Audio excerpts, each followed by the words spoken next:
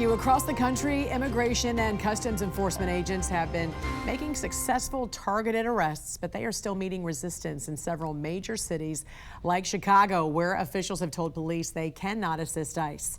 Joining us this morning to discuss is former FBI special agent in charge and head of the Chicago Police Department, Jody Weiss. Good morning, sir. How frustrating is this for Chicago PD that want to help ICE agents remove these migrant criminals from the city but are being told they can't?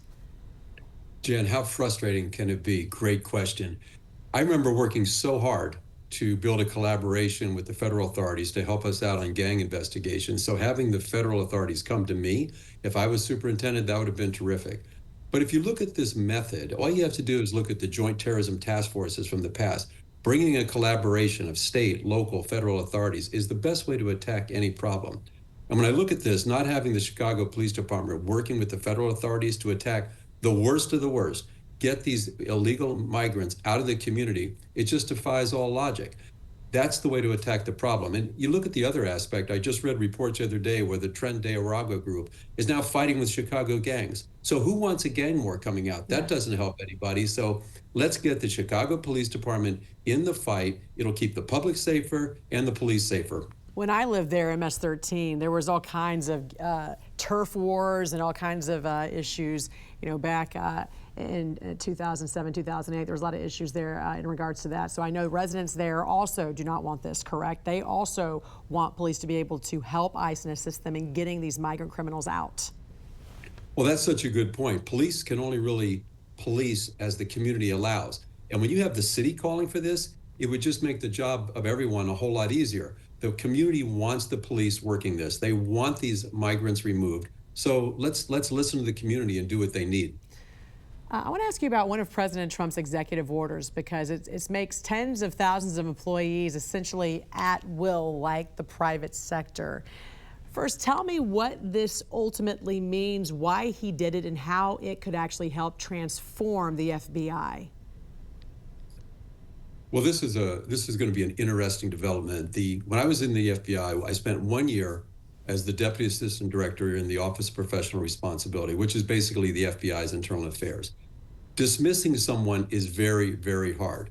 So what does this really mean? It's basically going to make certain people in positions of policy making, policy determination, they can be dismissed for any reason. So how will that play into this reform that's needed? If you're going to make reform, you've got to change how the workforce is looked at. I read a recent GAO study where 99% of all the employees in the FBI are rated at or above fully successful. So what does that mean? That means 99% of the people will just stay in the position. They'll get promoted based over time. So if you want reform, I think it's really important to change how the workforce is going to be judged and base promotions on merit. However, with that being said, you have to have guardrails in place to find that right balance between organizational efficiency and employee rights, because you cannot allow for political manipulation. Will it work? I think time will tell. It will depend upon how it's implemented and what change management is put in place to make sure the employees get it. But I can tell you one thing. If you look back at those ridiculous text messages between Peter Strzok and Lisa Page, that would have caused them to be dismissed on the spot. So if this new Schedule F at-will employees can change that and deter that type of behavior, it's certainly worth giving it a shot. And you mentioned leadership, of course, that's paramount as well. Nominee for FBI Director Kash Patel is going to face members of the Senate Judiciary Committee this Thursday. It's already looking like it's going to be pretty explosive with allegations from Democrats, Republicans ready to defend him. As you mentioned, you worked with the FBI for many years. What's your thoughts on the president's pick, and ultimately, will he be confirmed? Well, Jen, I would just say buy your popcorn for these confirmation hearings, because they are going to be explosive, to say the least. If you look at Kash, he's a very polarizing individual. And yes, he is very loyal to Donald Trump. There's nothing wrong with that, as long as you don't let that loyalty bypass your commitment and oath to the Constitution. But let's look at his background. He is a national security intel guy. He does not know the FBI as an organization, as well as some of the other picks. And he's made some very controversial statements. I wish he had not made some of these, but now he's going to have to answer for those. He's going to have to overcome those during his confirmation hearings. But maybe you want a guy. Maybe you want a guy that doesn't really know the FBI that well, because you want to transform the entire agency, right? I mean, this is what Trump has been saying.